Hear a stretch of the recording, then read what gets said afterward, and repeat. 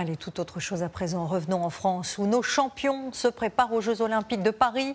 Mais tous les athlètes ne sont pas encore qualifiés. Et dans cette course, il faut aller chercher des points en participant à des compétitions.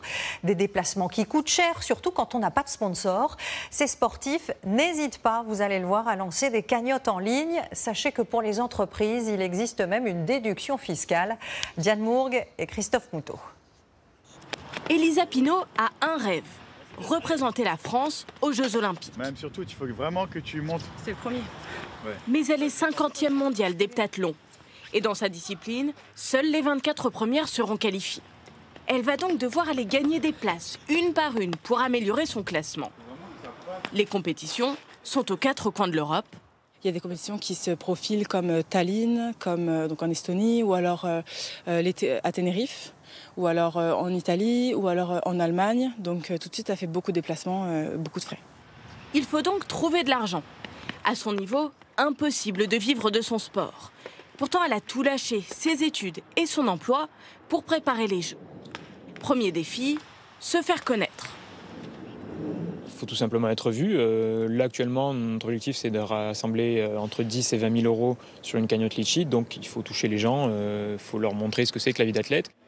Elle a demandé à un ami de prendre des photos pour sa cagnotte en ligne participative. Les sportifs sont nombreux à en ouvrir. Ils demandent entre 10 et 30 000 euros pour payer leur stage de préparation physique et mentale. Pour Elisa, ça fonctionne bien. 120 personnes ont déjà donné, dont, à sa grande surprise, de parfaits inconnus. À chaque fois, il me demandait « Mais tu connais ces personnes ?» Je te dis « Bah non, je les connais pas. » Et c'était d'autant plus fou, quoi. Une personne a déjà donné 2 fois 500 euros. Et elle m'a refait un don, encore une fois, alors que je ne la connais pas. Mais Merci Christine. Merci Christine, on l'adore. À ce jour, Elisa a collecté plus de 10 000 euros. La prochaine étape, grâce à ce book fabriqué avec ses amis, c'est de trouver des sponsors. Ce sportif paralympique, lui, a réussi.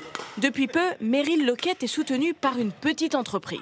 Franchement, tout simplement, c'est que tu arrives sur le terrain pour l'entraînement, tu es serein. Moi, je vois, il y a d'autres athlètes ici, ils ne sont pas autant soutenus. Et on sent vraiment sur l'entraînement, c'est pas pareil.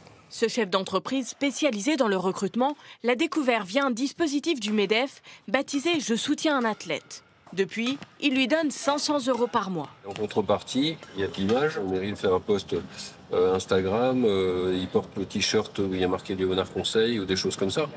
Chaque euro peut faire la différence pour décrocher sa place au jeu. Du jour au lendemain, une entreprise vient t'aider.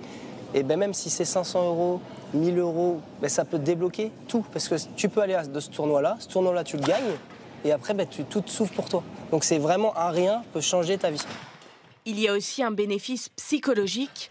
Pour ces sportifs qui s'entraînent seuls, se sentir accompagnés, c'est une motivation supplémentaire pour aller jusqu'au bout de leur rêve olympique.